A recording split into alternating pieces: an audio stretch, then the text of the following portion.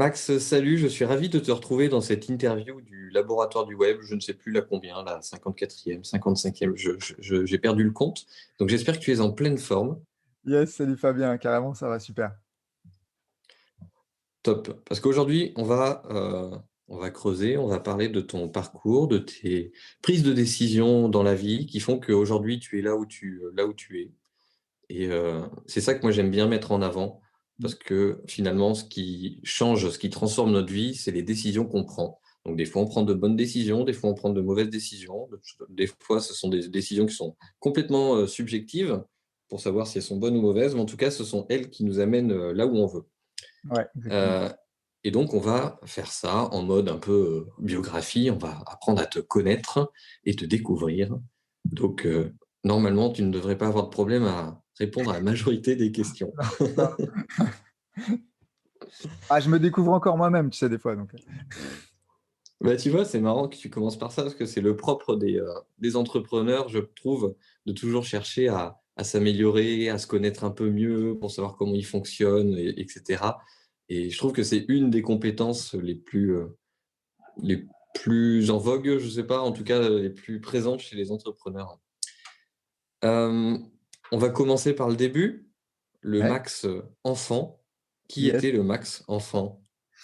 Oh, ça, c'est une très belle question. Déjà, avant tout, je voulais vraiment te remercier, Fabien, de m'accueillir ici aujourd'hui et de pouvoir partager ça avec ta communauté, avec les gens qui regarderont cette vidéo. Donc, merci beaucoup pour ça.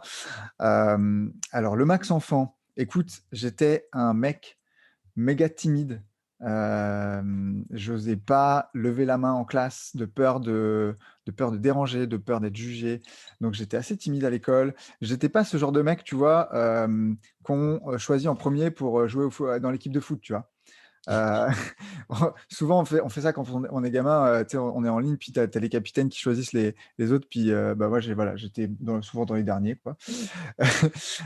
Donc voilà, j'étais un peu ce gamin-là à l'école et tout. Mais par contre, j'avais un peu ce rêve où je voyais déjà alors à l'époque, je savais pas ce que c'est qu'être entrepreneur ou entreprendre, tu vois. Mais j'avais déjà cette vision des grands créateurs, des gens. Je voyais un peu ces mecs-là comme des super-héros un peu du monde moderne, tu vois.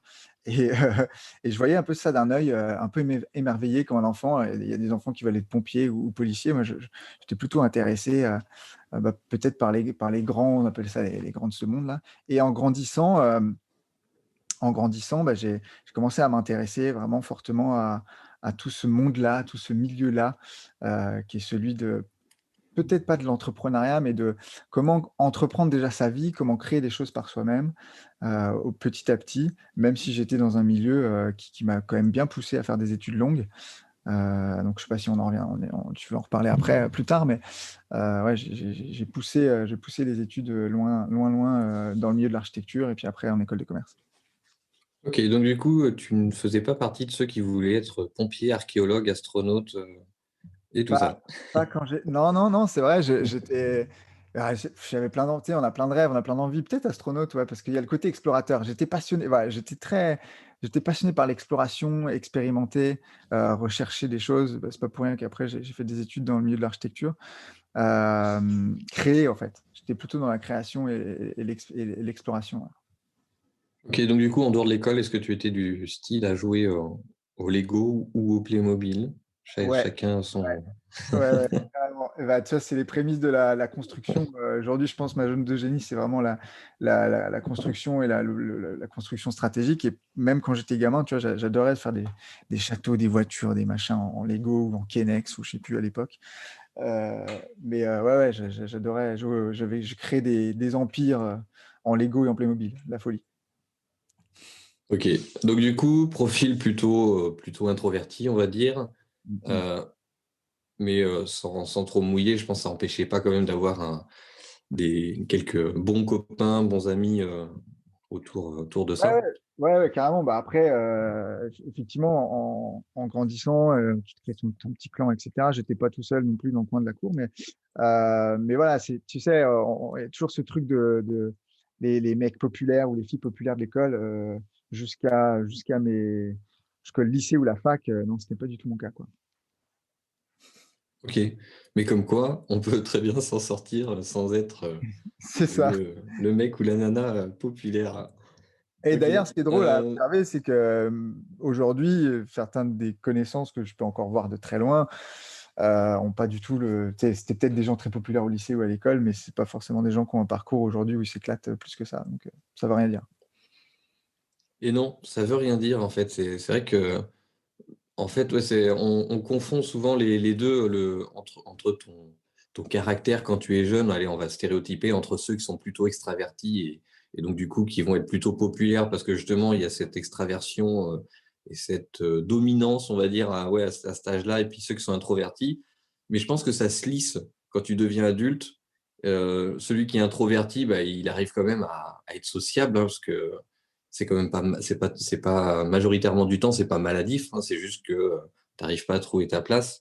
Mais en grandissant, justement, tu arrives à trouver ta place, tu te retrouves avec plein de gens qui sont plutôt dans ce profil-là et ouais, ceux qui sont extravertis, bah, ils se retrouvent sur le même pied, d'égalité que les autres. Ouais et puis le fait d'être tu vois, faire des conférences devant 200 personnes, 300 personnes à l'époque, pour moi, c'était insupportable. Enfin, c'était même pas imaginable, tu vois? Donc ça se travaille, ça s'apprend. C'est pas genre, c'est pas une, on n'est pas, figé avec ça, quoi. Mmh, exact. Et c'est bien que tu le dises qu'on a vite tendance à avoir ces croyances sur nous-mêmes que, on est comme ci, on est comme ça. Alors effectivement, on a des valeurs, hein, les valeurs, changent en général pas. On a une personnalité, on a une façon de voir les choses, mais on est capable d'évoluer, on est capable d'apprendre et ça à n'importe quel âge. Donc, je te rejoins parfaitement là-dessus. Alors on a découvert un petit peu le Max enfant. Avant de faire la suite du chemin, j'aimerais bien que tu nous présentes aujourd'hui, qui tu es et ce que tu fais. OK, alors du coup, aujourd'hui, bah, pour ceux qui me connaissent pas, je m'appelle Max Dorville, ça fait maintenant, putain le temps passe vite, ça fait plus de 5 ans que j'ai quitté un peu j'ai complètement quitté le milieu du salariat pour me transformer et pour aller vers mes rêves et ce que je voulais faire qui était plutôt de la création impactée différemment donc je suis entrepreneur sur le web depuis, 2015 maintenant je crois. Ça va faire 5 ans. J'ai fait mon petit bonhomme de chemin. J'ai commencé par aller, plutôt dans le domaine des startups, consultant en marketing digital et puis avec le temps, le développement personnel, mes rencontres et cetera, je me suis plutôt dirigé vers tout ce qui était, marketing web. J'accompagne des entrepreneurs, des dirigeants à vraiment développer leur activité, mais pas seulement d'un point de vue marketing, mais aussi d'un point de vue interne, d'un point de vue d'avoir beaucoup de clarté sur soi, sur qui on est. C'est très important pour moi, c'est un équilibre fondamental. Et voilà, aujourd'hui, ce que je veux, ce que je fais, c'est à la fois diffuser mon message au travers de mes ateliers, de mes conférences, et à la fois accompagner des entrepreneurs, des chefs d'entreprise, bah, à être mieux dans leur boîte, à être mieux dans leur entreprise, à avoir davantage de résultats d'un côté, mais aussi de faire les choses comment eux, ils sentent les choses à l'intérieur par rapport à qui ils sont et pas juste suivre ce que j'appelle aujourd'hui des stratégies en kit ou un modèle d'affaires de masse qu'on veut transmettre à tout le monde parce qu'aujourd'hui, apparemment, on est capable de transmettre des trucs, puis ça marche pour tout le monde. Moi, j'en peux plus de ça, en fait. Donc, c'est vraiment avoir du personnalisé et construire quelque chose qui nous ressemble, avec lequel on est super aligné et bah, qui nous permet d'être épanoui, qui nous permet d'être bien, qui nous permet d'être heureux, d'avoir du temps avec sa famille. Voilà, c'est pas cliché du tout, mais voilà, c'est ça que je fais aujourd'hui et je m'éclate dans ce que je fais. Donc voilà, Ouais. au travers de programmes de coaching, au travers de coaching individuel et puis on lance là cette année un mastermind pour des entrepreneurs qui sont un petit peu plus avancés, qui ont justement ce désir, bah, de se créer une famille business, de se retrouver ensemble et de pouvoir grandir et avancer. OK, génial. Hem, alors c'est un truc sur lequel j'aime bien appuyer dans les interviews, c'est que ça s'est pas fait tout seul. Non, On est d'accord, ça ce s'est serait pas trop fait cool. en claquant des doigts. Voilà. Tu t'es pas dit: «Tiens, boum, il y a 5 ans, hop, Non, je veux devenir, coach conférencier, impacter, faire du consulting et tout ça» et puis la semaine d'après, tout était en place, tout était, parfait. non. Parce que souvent on te demande, quand tu es entrepreneur: «Ah oui, mais quand est-ce que tu as eu le déclic? Quand est-ce que tu as commencé?» enfin, quand est-ce que, tu as réussi? Quand est-ce que tout ça? Et en fait, on te pose cette question, tu es pas vraiment capable de répondre. Tu as évidemment des événements qui peuvent être, plus ou moins marquants et voilà, qui te font avancer, mais les switches se font pas c'est pas un interrupteur, quoi. C'est un switch qui se fait sur des semaines, des mois, des années, ça dépend de quel switch se fait. Et c'est compliqué de répondre, je trouve, à ce genre de questions. D'où mes interviews, là, sur le parcours, pour qu'on puisse un peu mieux comprendre. Alors du coup, on va reprendre le max, allez, on va dire collège, lycée, etc.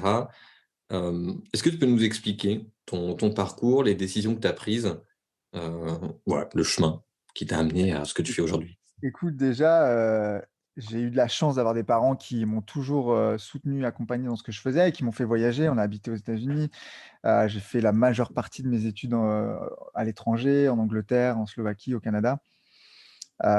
Donc ça, déjà, ça m'a beaucoup ouvert l'esprit sur qu'est-ce qui peut se passer ailleurs et ça répondait à mon besoin d'entrepreneur, peut-être aventurier déjà, tu vois, à l'époque. Mais pourtant, j'avais quand même, ce moule un peu, tu vois, dans lequel, on baigne un peu, faire des études longues ou faire des études déjà tout court, avoir une situation, avoir un bon job et cetera. J'avais la bonne croyance comme quoi c'était le schéma, qui me convenait et donc du coup, j'ai entrepris ma vie là-dedans, quoi, en fait. Je suis parti, j'étais pas vraiment décidé à faire des études très longues, puis finalement j'en ai faites, jusqu'à mes quoi, en fait, jusqu'à mes 20, je sais plus à quelle année j'ai terminé et puis après j'ai bossé, je suis parti au Canada pendant plusieurs années. J'ai habité 5 ans à Montréal, 4 ans, 3 ans et demi, 4 ans à Montréal.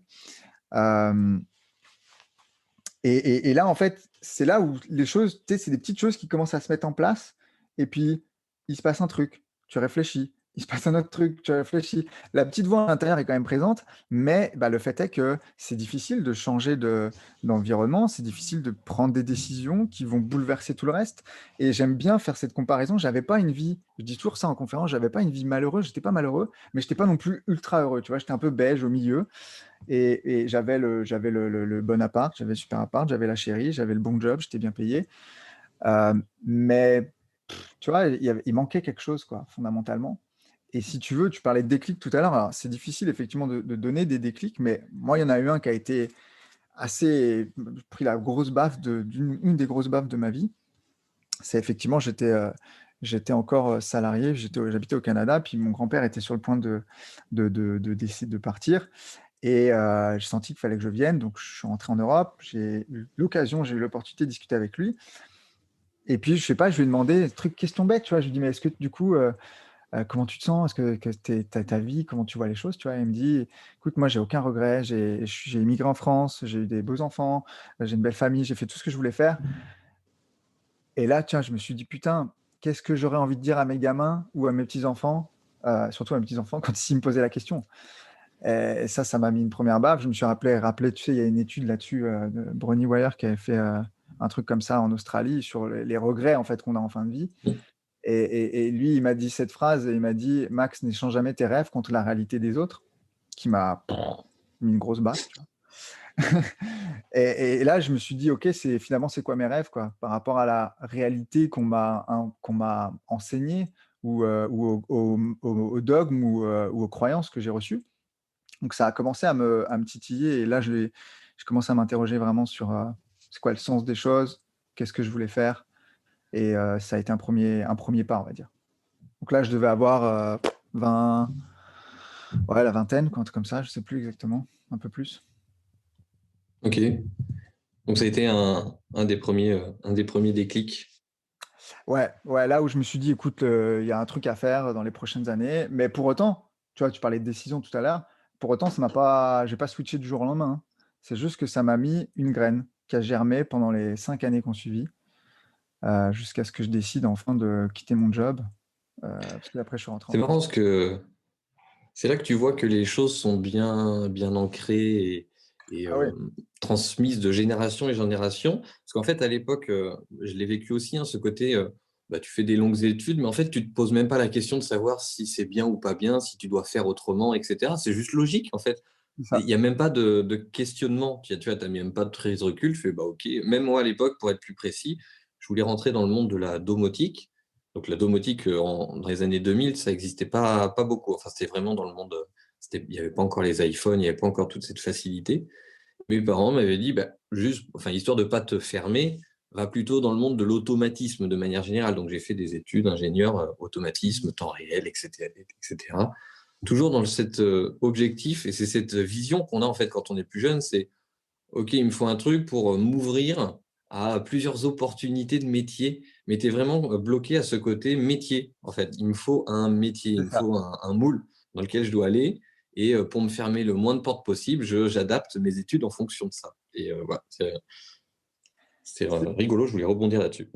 Non, mais c'est vrai. Et puis je pense qu'on est tous à un moment donné, ou à part des gens qui ne vont jamais mettre un pied dans le salariat et qui ont été exposés peut-être par la famille ou les parents au business, à l'entrepreneuriat très jeune. La plupart des gens vont être dans ce système-là parce que c'est le système qu'on transmet en fait. Et s'il n'y a pas un moment donné où il y a une prise de conscience, je dis toujours, ce qui est fabuleux avec les prises de conscience, c'est qu'une fois que tu l'as, tu peux pas faire semblant de pas le savoir, quoi. Et ça marche pour tout, l'alimentation, le business. Quand tu as pris conscience d'un truc, tu peux pas revenir en arrière. C'est là. Bah, Ouais. Non, mais j'adore ouais, effectivement. Une fois que c'est là, effectivement, tu peux pas soit tu l'enlever, quoi. le nies et soit tu mets dans la cocotte minute, tu le nies et 5 ans après, ça explose. Soit tu l'embrasses et tu cherches à savoir, à aller creuser, quoi. Mm. J'aime Mais beaucoup cette image. mais ça ne veut pas dire que prendre conscience ne veut pas dire ne pas avoir peur, parce que j'ai été terrifié de faire des choix et on parlait beaucoup de choix tout à l'heure. J'étais le champion du monde pour, je suis un peu comme toi, j'ai un esprit d'ingénieur, donc tout est arborescent et j'aime bien trouver des solutions à des problématiques. Donc j'étais le champion pour trouver des solutions, à un changement de vie. Je les avais toutes devant moi, le benchmark, tout était nickel. Et en fait, j'étais rassuré de les avoir. Mais c'est tout. Parce qu'après, il faut faire le choix de se lancer. Et qu'est-ce qui se passe? Ben, on étudie. Qu'est-ce qui va se passer si je me plante? Qu'est-ce qui va se passer ici? Qu'est-ce que vont dire les gens? Ah, mais si je quitte ça? Et en fait, finalement, j'ai été dans c'est un choix aussi d'être dans l'inaction. J'étais dans l'immobilisme pendant près d'un an, quoi. Terrifié à l'idée de me dire, putain, si je change toute ma vie, là, je suis jeune, hein, mais à l'époque, j'avais dit qu'il fallait que je change tous mes trucs avant 30 ans. Et je devais avoir 28 ans à ce moment-là, quand vraiment j'ai dit, OK, là, il faut que je change. Mais C'est marrant, hein. Ouais, vas-y. non, c'est rigolo ce paradoxe d'avoir un esprit ingénieur à toujours chercher des solutions. Mais paradoxalement, on a aussi tendance à trouver des problèmes, tu vois. Enfin, Bah on oui. crée des problèmes pour trouver des solutions à ces problèmes, alors que parfois, il n'y a juste pas de problème, et il faut juste passer à l'action. Bah, ça, c'est un truc, tu vois, qui pour moi a été très difficile en tout cas, parce qu'on me disait, c'est facile, on me disait, ah, mais écoute ta petite voix, écoute ton intuition, écoute ton cœur, connecte-toi. Ah, ok, super, mais moi, je fonctionnais pas comme ça, moi. J'étais très cérébral, très mental, encore aujourd'hui, même si j'ai beaucoup plus travaillé, puis j'arrive à me connecter davantage. Mais toutes les décisions, les grandes décisions que j'ai prises juste avec ma tête, je me suis littéralement planté, quoi. Et certaines ont été même, ouais, au niveau de ma santé, c'était pas drôle, quoi. Et c'est marrant, hein, parce que effectivement, c'est le principe du système 1, système 2, là, le livre. Tu as le cerveau intuitif, le cerveau qui réfléchit, et le cerveau qui réfléchit. Enfin, les deux ont un avantage et un inconvénient. Et je sais plus du tout ce que je voulais dire hein, sur ce principe-là, mais, mais en tout cas, je l'ai dit. Ah si, je sais. C'était en fait à une époque j'ai fait du Wing Chun, donc un des kung-fu qui existent. Et j'ai eu cette problématique, même encore un peu aujourd'hui, d'être trop cérébral. Et justement, il me disait, mais arrête de réfléchir en fait, parce que j'essaie de contrôler, de réfléchir aux choses et tout ça. Et il me disait, mais arrête de réfléchir et laisse faire. Mais c'était carrément impossible pour moi. Je ne pouvais pas ne pas y réfléchir, alors que pourtant, il a raison. Un autre parallèle pour que les gens aient plusieurs images. Quand je joue au piano, si je réfléchis, c'est que je connais pas encore assez bien mon morceau et donc ça va être moins bien que quand je lâche l'esprit et qu'il y a plus de réflexion. Tu Mmh vois, mh. c'est beaucoup plus, t'es en roue libre. Tu deviens, inconsciemment compétent. Tu connais les 4 Mmh. niveaux, C'est consciemment ça, ouais. compétent et consciemment incompétent, bon bref. Mais en fait, c'est ça, c'est quand tu arrives à avoir ce niveau-là, d'être inconsciemment compétent, c'est là où tu crées presque des automatismes. Je dis toujours finalement, tu réfléchis pas quand tu conduis, tu réfléchis pas quand tu vas te doucher, Tout ça est des choses que tu as tellement faites et encore faites que tu es capable de faire d'autres choses en même temps que ces choses-là. C'est pas pour rien que les gens écrivent des messages ou téléphonent au volant. Euh, alors que quand on est dans un modèle de réflexion sur un truc où à la fois ça nous tient à cœur et qu'on cherche une solution, on est focus sur ce truc-là et on coupe, je pense, en tout cas, c'est moi mon manière de fonctionner, j'ai tendance à couper les autres canaux. Les autres canaux d'accessibilité, par exemple au cœur, je vais vraiment être 100% dans la recherche de solutions, très ingénieur. Alain, il y a cette problématique, telle solution qui a même encore une autre problématique, et c'est sans fin. Et c'est sans fin. Et en fait, tu peux faire ça, c'est ce que j'ai fait pendant plus d'un an. Pour la petite histoire, j'étais prêt à quitter mon job en août 2000, je ne sais plus combien, 14, peut-être avant, je ne sais plus. Non, en juillet ou en juin, j'avais dit que je partais à la rentrée. Le 15 août, j'appelle mon patron pour lui dire non, en fait, je suis complètement paumé, je ne sais plus, je re-signe encore pendant un an, quoi, tu vois. Et c'est cette année-là où finalement j'ai pris le temps d'aller chercher c'est quoi qui est important pour moi, connecter avec des startups, des entrepreneurs, m'investir dans d'autres projets, qui fait que la transition par la suite, j'ai fait OK, je pars sereinement, je suis aligné avec mon truc et c'est bon, là, j'ai trouvé la voie, quoi. Mais sinon, si c'était juste dans l'action pour l'action, j'ai beaucoup de mal à faire les choses. Ok, je visualise bien. D'ailleurs, pour ceux qui veulent apprendre quelque chose aujourd'hui, il y a notre cerveau fabrique, ils appellent ça des heuristiques, il me semble. Il fabrique en fait des procédures, des schémas, pour simplifier justement les choses qui sont automatiques, genre conduire, marcher, etc. Il fabrique des modèles mentaux directement pour te simplifier la vie et pour que la connexion en fait se fasse plus rapidement. Voilà, c'était juste la minute, minute science. Donc du coup, la graine a germé pendant à peu près 5 ans, tu disais, au moment Ouais, où ça t'est tombé dessus, quand ton grand-père te disait n'échange jamais tes rêves contre la réalité des autres. Qu'est-ce qui s'est passé après? bah, écoute, après, j'ai continué ma vie. J'ai ma petite voix qui a commencé à parler un petit peu plus grand, un peu plus fort chaque jour. Mais j'ai continué ma vie. Je suis parti j'ai continué mon séjour au Canada. Je suis rentré peut-être un an ou 2 ans après. J'ai bossé 5 ans, je sais plus. J'ai bossé 3 ans en France. Et c'est là où ça a commencé vraiment à taper fort. C'est-à-dire que tous les matins, quand je faisais mon trajet de chez moi à mon travail, je me posais la question, mais c'est quoi le sens de tout ça? Et tous les soirs, quand je rentrais, je me disais, c'est quoi le sens de tout ça? Et encore une fois, j'étais pas malheureux, j'avais un bel appartement, j'avais une chérie, j'étais bien payé aussi, mais il manquait quelque chose, quoi. Et je me sentais de moins en moins aligné, je me sentais de moins en moins utile, et j'avais ce besoin de sens qui était criant, que ce soit pour moi, que ce soit pour ce que je pouvais créer, je voulais quelque chose de voilà, je voulais créer quelque chose de différent et je voulais surtout créer, en fait, parce que j'étais pris dans un système où finalement je créais pas tant de valeur que ça et elle n'était surtout pas forcément, reconnue à sa juste valeur et en fait, il y a eu un 2e moment où finalement à me remettre dans j'ai commencé à refaire de la PNL, en fait.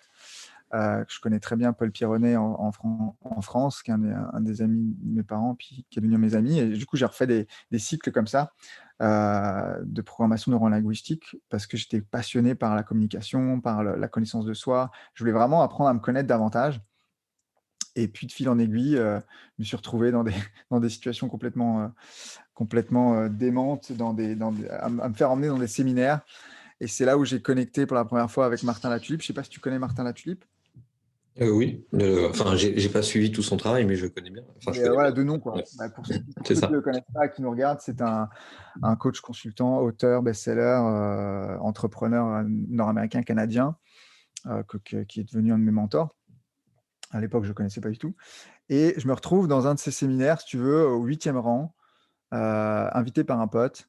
Et j'ai cette nana qui passe sur scène et qui dit: «L'année dernière, j'étais à votre place». Et là, je me dis: «Ah ouais, OK, d'accord». Et ça me fait allumer une autre lumière et ça me fait allumer une autre lumière en me disant finalement: «Mais c'est possible en fait. Si j'ai un rêve et quelque chose que je veux réaliser, c'est possible. La seule limite qui va me séparer de ça. Ça va être moi, ma capacité à me mettre des barrières ou à mettre une temporalité qui va faire que ça peut jamais arriver. Ça peut arriver dans 5 ans ou ça peut arriver dans 6 mois si je fais les choses. Et elle dit ça. Et donc j'écoute tout ça et tout. Le soir, je me retrouve dans les backstage ou à dîner au resto avec les speakers. Je sais pas comment je me suis retrouvé là. J'ai rien à foutre là.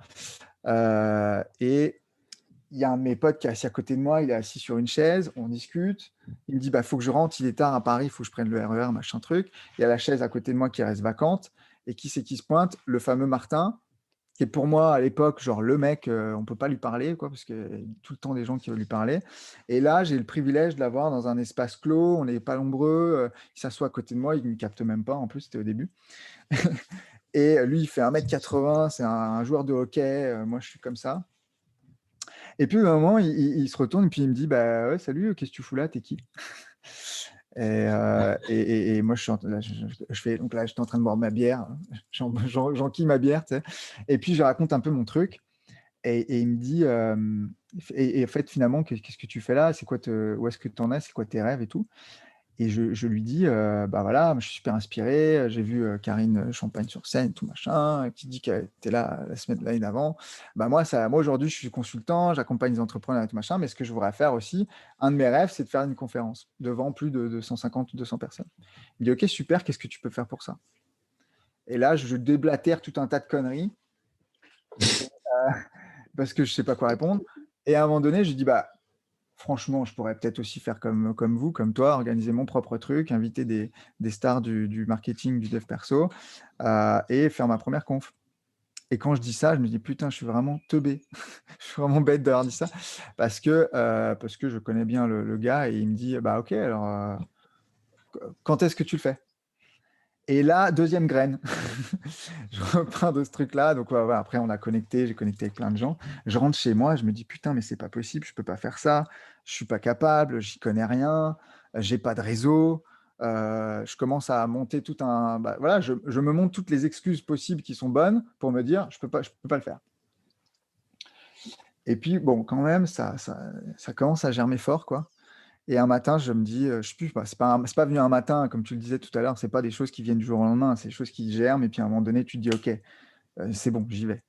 Et là, je me suis dit, ok, c'est bon, j'y vais, je tente le truc.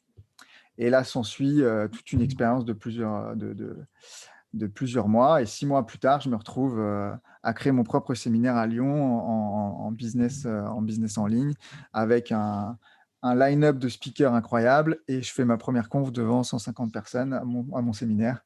Donc, c'était de la folie. Énorme, énorme, énorme. Et ça a été une belle expérience, du coup, de créer ton premier séminaire?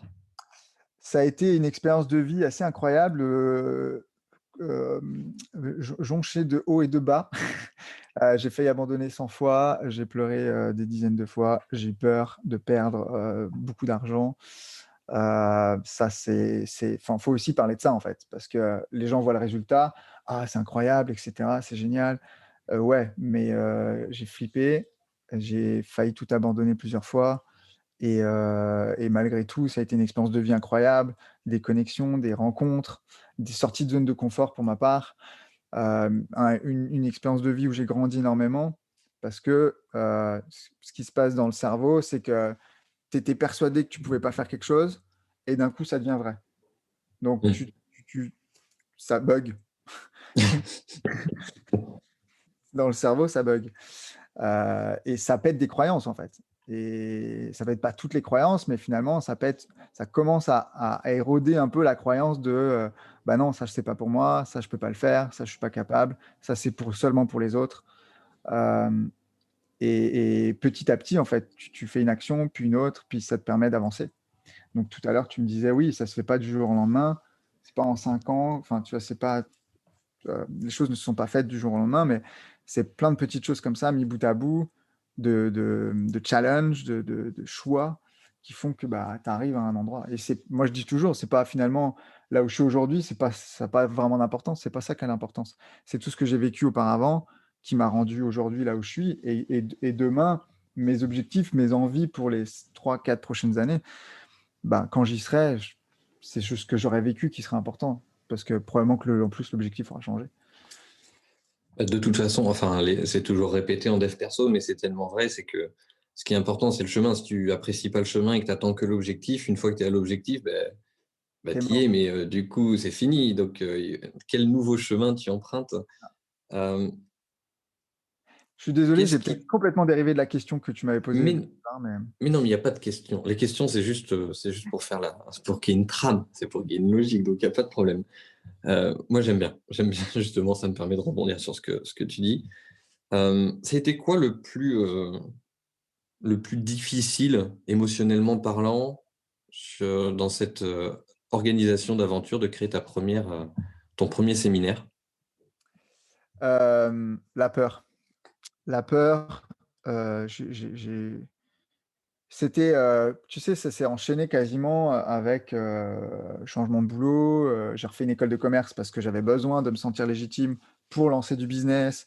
Donc j'avais ce petit background-là aussi qui a pris du temps à faire les choses, et je me disais: «Merde, tu t'es quand même, tu t'es engagé, tu as changé des choses dans ta vie. Qu'est-ce qui se passe si ça marche pas?» Donc j'avais peur que ça fonctionne pas, j'avais peur de faire un flop. J'avais peur d'être jugé et de me dire, en fait, que les gens pensent: «Ah bah, voilà, encore un rigolo qui essaie de faire un truc, ça marche pas». J'avais peur que les gens me disent: «Bah, tu vois, je te l'avais dit». Heu et ouais, c'est ça qui était dur émotionnellement, c'était l'engagement personnel, le temps, le financier, parce que ça coûte, un peu d'argent d'organiser des séminaires. Heu et pourquoi, en fait? Quelle est la finalité de tout ça? J'ai vraiment cherché à comprendre pourquoi je le faisais et je le dis maintenant aujourd'hui avec du recul, il y a une partie d'ego qui voulait briller, qui voulait être en avant. Et puis il y avait une partie de l'enfant intérieur qui était, bah, ouais, c'est le truc, faire un talk sur scène, devant 150-200 personnes, ouais, c'est clair que c'était un rêve de gamin. Donc ce qui a été le plus dur, c'est les montagnes russes. C'est qu'un jour, ça va, puis le lendemain, tu dis: «Non mais attends, c'est de la merde ce qu'on fait là, faut arrêter quoi». Heu, les ventes un peu si les ventes vont pas bien ou quoi et puis en fait, on a ouais, c'est ça, c'est que c'était, tu sais, quand tu démarres tout ça, bah, c'est pas aussi facile que des mecs qui font, ça depuis 5 ans. Les ventes, bah, il faut aller les chercher, il faut faire le marketing, il faut faire le branding, il faut faire, en fait, il faut être multitask, tout ce que je prône pas, en fait, parce que j'ai tendance à dire aux gens d'être un peu dans leur truc, mais moi, Focus. je j'étais pas organisateur d'événements, j'étais pas speaker. J'étais pas professionnel de l'événementiel. Donc là, il faut chercher la salle, il faut trouver des financements, il faut investir son propre argent, il faut aller chercher des speakers de qualité, et créer du réseau, en fait. Ça aussi, ça a été difficile. Les gens me demandent toujours comment j'ai fait pour avoir, Franck Roca, Simon Caporossi, Yannick Alain, des Canadiens qui sont venus, pour un premier truc qui, sur le papier, c'était du bricolage, quoi. Et je pense que ça a été aussi une belle découverte personnelle. C'est qu'une de mes zones de génie, c'est de créer du lien, de rassembler, créer du contact avec les gens et j'adore ça. Et finalement, j'ai jamais été non plus formé au networking ou quoi que ce soit, mais pour le coup, là, j'avais un projet de cœur. C'était enfin, tu vois, j'étais terrifié, mais j'étais excité et je savais que c'était la bonne direction à prendre. Parfois, quand on a des choix à faire dans la vie, on a alors soit on a peur parce que c'est nouveau, mais on a aussi à l'intérieur ce truc de: «Ah ouais, bah, si je m'interroge, je sais que c'est ça qu'il faut que je fasse». Donc ouais, ça a été plein de rebondissements comme ça, jusqu'au jour J, jusqu'à 2 jours avant où j'ai une de mes speakers qui me dit qu'elle a eu un accident de voiture, qu'elle peut pas venir. C'est des trucs c'est tu vois? C'est l'entrepreneuriat, c'est rebondir sur des problématiques, et avancer. Et je me rappellerai un matin, j'étais chez mes parents, je discutais avec mon père et je lui dis: «Mais qu'est-ce qui se passe, si je me plante? Je vais perdre, tout cet argent que j'ai investi, qu'est-ce que les gens vont penser de moi?» Et il me dit: «Mais qu'est-ce que tu as réellement à perdre, en fait? Oui, c'est de l'argent, OK, mais qu'est-ce que tu as à perdre? Tu vas pas finir sur un pont, est-ce que tu aurais pas plus à perdre de pas le faire et dans 3, 4, 5, 10 ans te dire: "Putain, ça c'est toujours un truc que j'ai voulu faire que j'ai pas fait"». Bon là, ça m'a redonné du carburant pour repartir. Du coup, ouais, tu penses que le séminaire a été un tournant dans ta carrière, en tout cas dans ta Très, vie très d'entrepreneur? clairement, très, très clairement, à l'heure où tout le monde me disait: «Mais tu es malade de commencer par ça, 95 des gens commencent par faire des formations en ligne, du coaching, et toi ton délire c'est, OK, bah, j'organise un des séminaires que je voulais que je veux, aujourd'hui je porte parce qu'on en est à la 3e édition, que je veux qu'il soit vraiment une référence en francophonie sur cette thématique-là. Donc ouais, je pense qu'effectivement, ça a fait un énorme boost, c'est clair. Parce que ça fait de la visibilité, parce que ça donne de la crédibilité aussi à ce qu'on apporte, mon message. Donc ouais, clairement, je suis sûr que ça a été un accélérateur, ouais.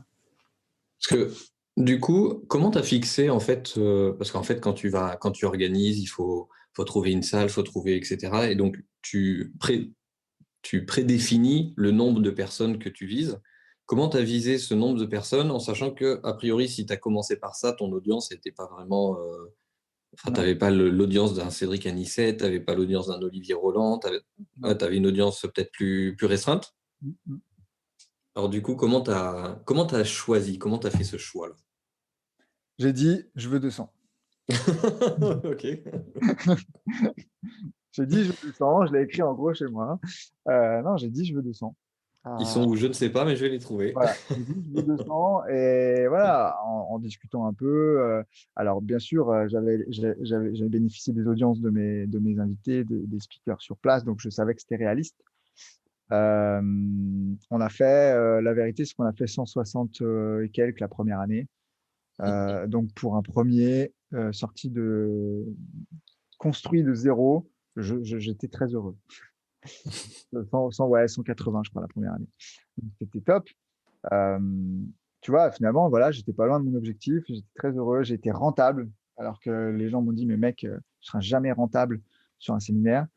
Enfin, la deuxième année, on était break even parce qu'on avait augmenté les dépenses et la qualité, mais heu, ouais, je sais pas comment c'est en fait, c'est drôle, mais peut-être que c'était aligné, mais aujourd'hui, avec le recul, je te dirais, tout s'est bien enchaîné, tout s'est bien goupillé, alors que sur le moment, je te dirais: «C'était l'enfer» et et je vais même pas recommencer. Mais mais ouais, ouais, j'avais fixé ce chiffre-là comme ça, c'est ce que je voulais. OK. OK, tout simplement. Comme quoi finalement des fois on se pose des faux problèmes et je remonte à par exemple en 2012, quand 2013 ou 14, je sais plus, quand il y a Ty Chris qui est intervenu au Web2Connect et je trouvais qu'il avait un parcours qui était très inspirant parce que lui a vécu avec des parents pas du tout dans le moule scolaire et cetera. Il a toujours eu cet esprit un peu, non cloisonné par ce qu'on peut nous inculquer à l'école, avec le truc, le travail et cetera et lui a fonctionné toujours comme ça, c'est, «Bah, tiens, j'ai envie de sauter au-dessus de la Seine». OK, bon ça c'est pas fait. Bon c'est pas grave, je vais sauter au-dessus de la enfin je vais sauter de la tour Eiffel. OK, enfin tu vois le Bah, en fait, il tu y a vois, pas je de pense problème. ouais, je pense que c'est une question de déclaration. Moi, j'aime bien, ta déclaration détermine tes actions. Mais finalement, c'est ça. C'est-à-dire que si je m'étais fixé 70, j'aurais posé des actions pour 70. Si je m'étais fixé 500, bah, peut-être j'aurais posé des actions pour 500. J'aurais peut-être pas atteint mes 500, mais ça, par contre, j'y crois vraiment. On est le créateur de ce qu'on déclare, quoi, en fait. Et c'est tout. C'est tout. C'est pareil, simple, mais inévitablement, si tu déclares que tu veux ça, tu vas mettre en branle tout ton système interne, et ton écosystème pour atteindre ça. Donc si j'avais déclaré 100, bah, j'aurais eu 100 ou j'aurais peut-être eu 80. Eh beh, tu sais quoi? Alors, c'est pas grave, on le dévoile aux gens, mais j'en parle moi aussi dans mes accompagnements et je fais toujours référence, à l'époque où je faisais du tir à l'arc et en tir à l'arc, en gros, tu es en intérieur, tu es noté sur 600 points maximum. Donc quand tu mets que dans le 10, à chaque fois, tu mets 60 flèches, bon, ça fait 600 points. Quand tu es dans les 500, tu commences déjà à être quelqu'un qui tire pas trop mal, parce que la cible fait 40 centimètres, tu es à 18 mètres, bon voilà, tu t'en sors bien.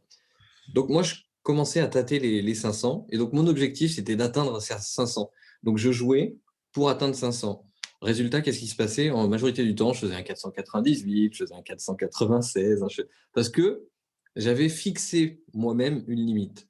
Et on a eu un super prof de tir à l'arc qui est venu, même au niveau mindset, etc. Enfin, on appelle ça mental en sport, mais et qui me dit, mais En fait, tu dois construire une stratégie de tir et arrête de compter tes points, on s'en fout de tes points. À chaque tir, tu dois juste faire le mieux que tu peux. Tu sais faire des 10 puisque tu en fais régulièrement. Donc, concentre-toi pour à chaque fois faire un tir qui va dans le 10. Et la conséquence, tu la verras bien. La conséquence, alors pareil, ça s'est pas fait en une séance, etc. Mais en quelques semaines à peine, ça a été quand même court. Je me suis retrouvé à tâter plutôt les 540 et 40 points à ce À ce niveau-là. niveau-là, Entre 500 et 540 du coup. sont beaucoup plus difficiles à avoir qu'entre, je sais pas moi, 300 et 340, où il y a. Voilà. Et, et c'est un truc hyper intéressant que j'utilise également. Tu l'as cité, j'utilise la même chose. C'est si tu veux gagner 100 000 euros par an, bah, tu vas te fixer une stratégie pour faire 100 000 euros. Et si tu rêves d'avoir 1 million, mais que tu mets une stratégie à 100 000, bah, tu tourneras autour des 100 000. Si tu veux faire 1 million, bah, tu mets une stratégie 1 million. Enfin, il y a un moment donné, Ah, mais c'est c'est- exactement ça. Et en coaching, je le rappelle constamment et tu le fais aussi, j'imagine. C'est vraiment, qu'est-ce qu'on veut? Alors là, dans ton exemple de tir à l'arc, c'est intéressant, c'est que tu t'es détaché de l'objectif. Tu t'es détaché. Tu t'es même pas dit: «Je veux 600», tu t'es dit: «Moi, ce que je veux faire, c'est du mieux que je peux à chaque tir». Et finalement, ça t'a permis d'augmenter ton significatif, 40 quand même, ton nombre de points, par rapport aux 600. Mais pareil, pour des objectifs de chiffre d'affaires, moi, c'est un truc de fou. Quand je me disais, «Ah bah, moi, je veux remplacer mon salaire», quand je suis parti, tu sais? Dire: «Bah, voilà, mon objectif, c'est de remplacer mon salaire». Bah, tant que je me suis gardé ça en tête, j'ai pas dépassé mon salaire, en remplacement. Le jour où j'ai dit: «Bah, en fait, non, je veux 10 000», ah bah, là, déjà, j'ai commencé, je sais pas ce qui s'est passé, mais mes résultats ont commencé à augmenter. C'est Et oui, c'est un bon conseil à donner d'ailleurs pour éventuellement ceux qui tombent là et qui ont été patients pendant presque 45 minutes et qui sont quand même dans les débuts. On a cette fâcheuse tendance au début à je veux remplacer mon salaire, sauf qu'on oublie un truc, c'est que le chiffre d'affaires que tu mmh, génères n'a rien à voir avec ton salaire. Donc déjà, déjà il faut voir au-dessus. Déjà, rien que sans parler de chiffres précis, déjà il faut voir bien au-dessus pour avoir de la marge, de la trésorerie, enfin voilà. c'est clair. Donc je voulais juste Et les le impôts, souligner. et tout ça, tout ça. Non, c'est évident. Mais du coup, oui, c'est hallucinant. Moi, je l'ai constaté, par exemple, quand j'ai arrêté le statut auto-entrepreneur, le CA a doublé, juste parce que, enfin, j'ai eu l'impression de rien faire de différent ou de plus, mais le CA a doublé à partir du moment où j'ai arrêté d'avoir le Mmh. plafond du chiffre d'affaires en tant qu'auto-entrepreneur. Mais qu'il soit conscient ou inconscient, dès lors qu'on se met un plafond, bah, on s'auto-limite, en fait. Et la machine humaine est incroyable, le cerveau est incroyable, et je pense qu'effectivement, c'est c'est pas pour rien que lorsqu'on crée une vision, c'est pour ça que je dis que c'est toujours important de créer une vision, de là où on veut aller, ou de notre objectif, même si on ne sait pas comment, en fait. Le comment, tu sais, c'est souvent cliché de dire: «Ouais, le comment n'est pas important», parce que bon, les gens vont dire: «Ah oui, mais quand même, un peu, un peu». Mais les solutions, elles démarrent plus de la vision et du pourquoi, et je vais aller là, que du comment, finalement. Je pense. Parce que moi, je l'ai vécu et j'ai pas d'explication, rationnelle à ça. Mais comme tu le disais, dès lors que, tu vois, tu as changé de statut, c'est-à-dire que du coup, tu étais plus capé, bah, tes chiffres ont augmenté. Dès lors où je me suis dit: «Bah, ouais, fuck le truc de remplacer son salaire», mes trucs ont augmenté. Et c'est s'autoriser aussi, et c'est accepter, et c'est dire: «Mais moi, 10 000 euros, c'était énorme pour moi à l'époque». C'était un chiffre, mais j'étais: «Ah bah, ouais, il y a que les chirurgiens qui gagnent 10 000 balles par mois», tu vois? Heu, Aujourd'hui, à force de le voir, de le de le voir se circuler, de le voir chez les clients, même d'avoir davantage, même des sommes qui dépassent les 100-200 K par mois, bah, je me dis: 10 000, c'est pas grand-chose, en fait. Tu vois?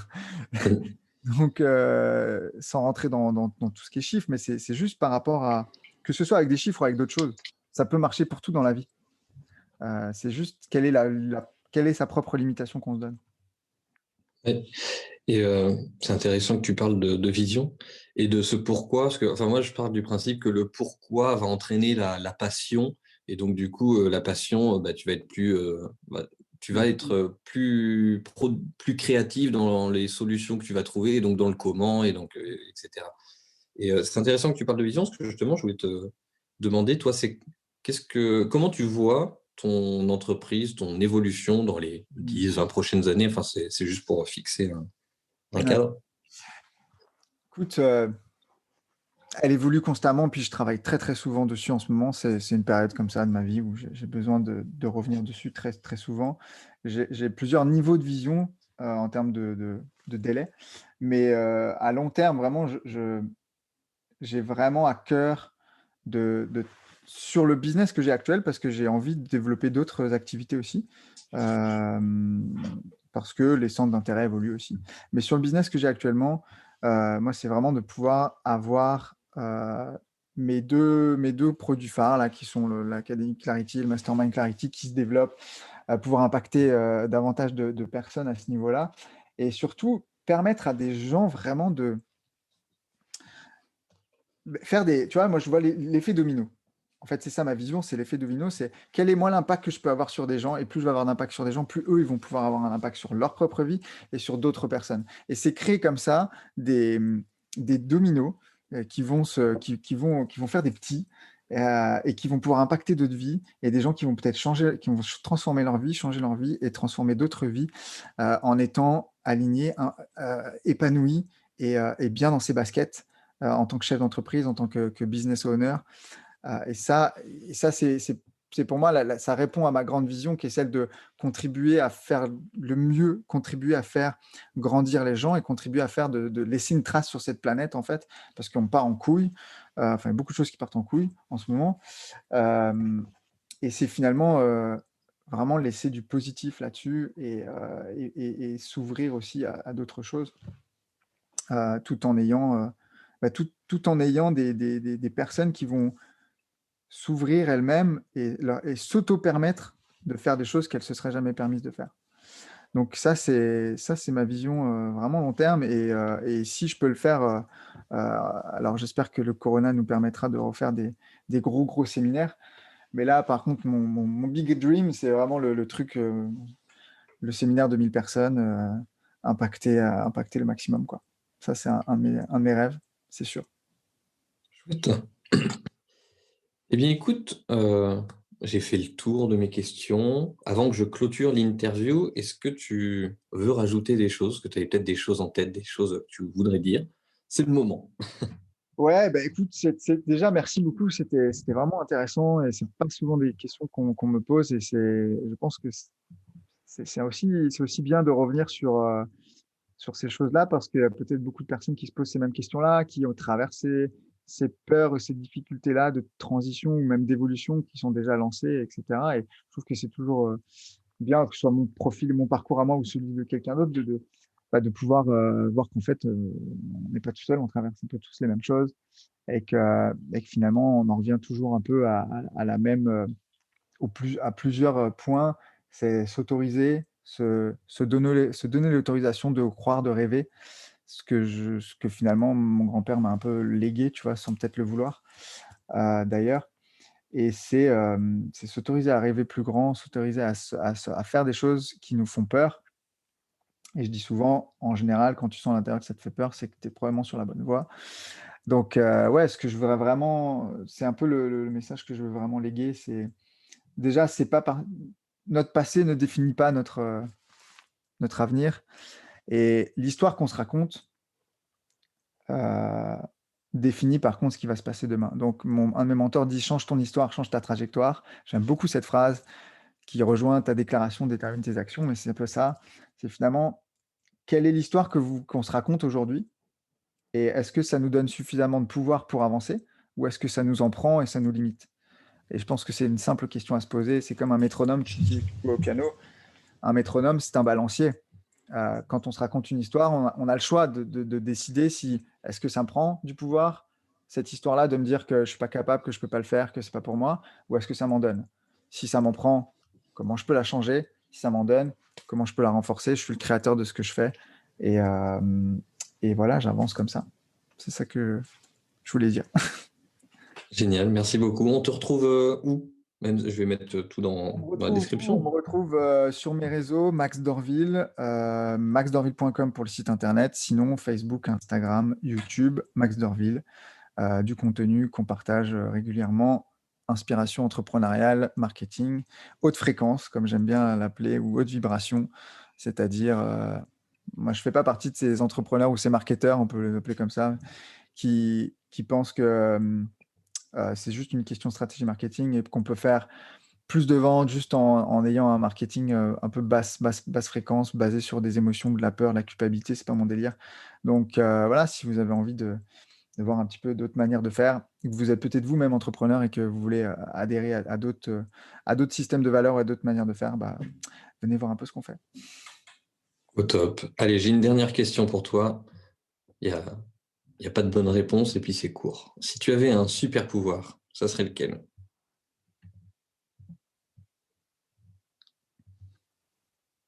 Voler. Voler.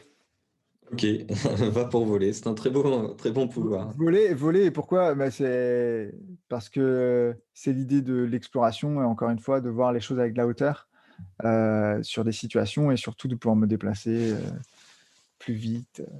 J'aime bien cette idée-là, à la fois d'exploration et de vision, en fait. Ok, super. Eh bien, écoute, Max, merci encore et puis à très vite.